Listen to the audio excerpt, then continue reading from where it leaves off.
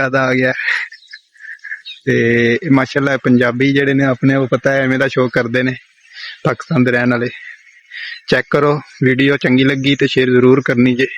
मैं तुहानूं विखाना सारा मजरा इन्हां दा जिहड़ा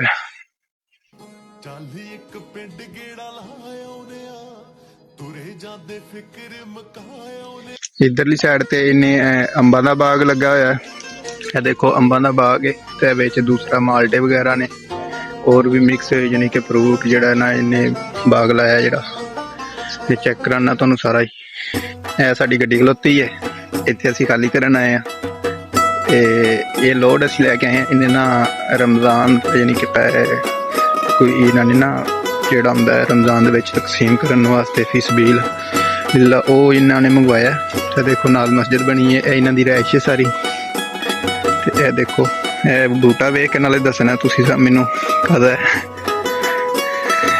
सारे वेखो माशाअल्लाह किड्डा प्यारा शौक है तो सारा पाकिस्तान वेख्या ही होना सारिਆਂ ने कोना और साडे दे रोड तो उत्थे लगे ने बूटे कोना दे।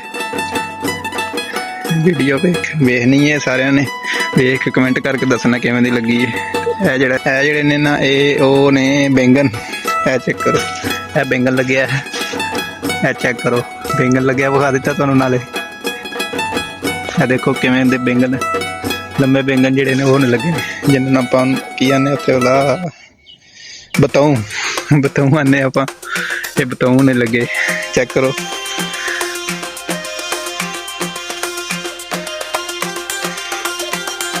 इन्होंने देखो ट्रिप सिस्टम लाया सारा ही।